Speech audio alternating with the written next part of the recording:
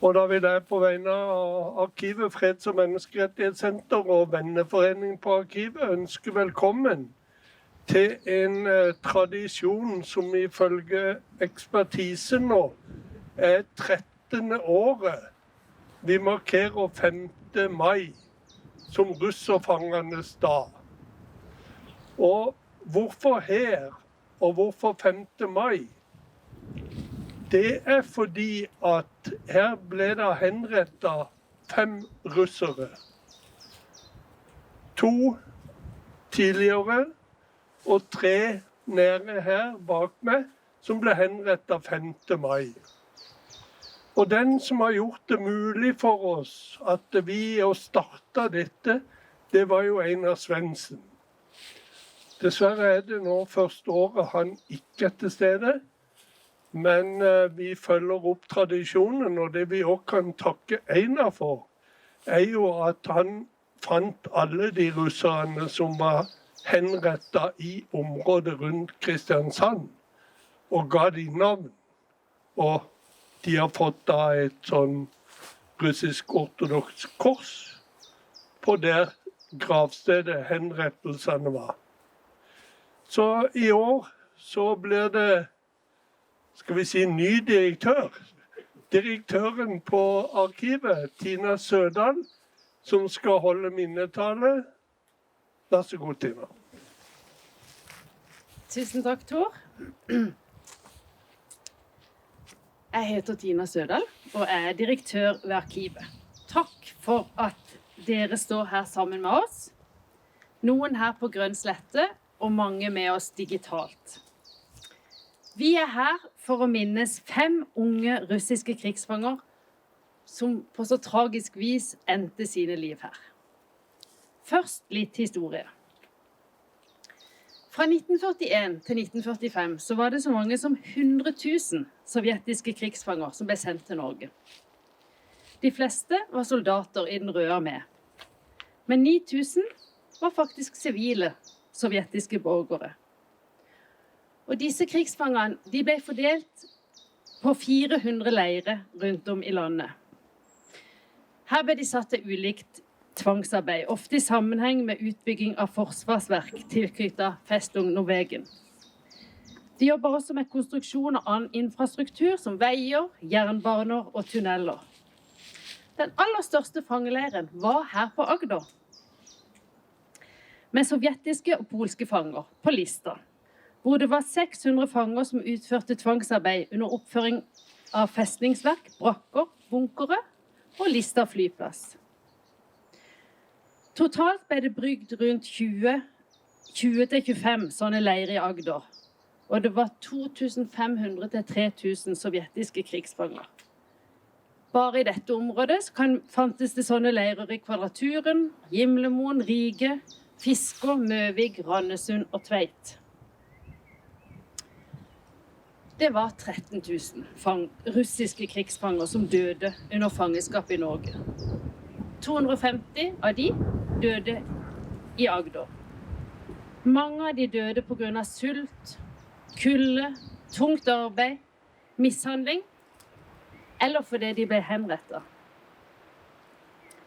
50 navngifte sovjetiske krigsfanger ble henrettet i Kristiansand, og vi er her for å minnes 5 av de. 2 av disse ble henrettet for noe så bagatellmessig som at de hadde klaget på maten, da de ble servert hundekjøtt under fangenskap. Begrunnelsen for henrettelsen av de 3 andre var at de hadde nektet å jobbe overtid.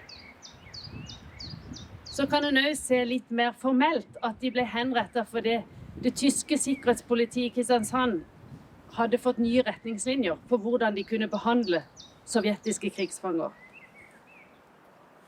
Fanger kunne henrettes om de motsatte seg leirregler, eller om de forsøkte å rømme, eller begikk tyveri. 28. april 1945 så måtte Stefan Koratkov og Grigorij Tjebarkov grave sine egne graver, akkurat her vi står. De måtte gå den tunge veien fra Gimlemoen i håndjern, og de bar hakker og spader. Redskaper som skulle brukes for å grave nøyaktige, rektangulære graver til seg selv. De ble bedt om å kle seg nakne, og i ytterste ydmykhet og fornedrelse så ble de skutt i nakken. Noen dager senere, 5.5., så leid Simon Kotlik og Nikolai Gladic og Fedor Tjebarkov samme skjebne. Igjen bar disse unge mennene hakker og spader med håndjern, og igjen måtte de kle seg nakne. Når de skulle grave i sine egne graver, så ble det diskusjon om hvem som skulle henrette dem. Og da forsøkte de å villede soldatene og rømme, men de ble likevel skutt. Det er interessant å vite at ved begge disse hendelsene så nekta soldatene å skyte dem, og det ble gjort av Glom selv.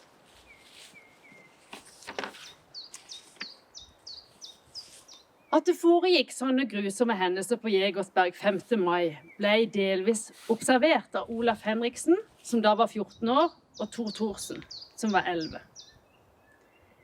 De to var ute den dagen og padla ned på Jegers i en sjølbygd kano.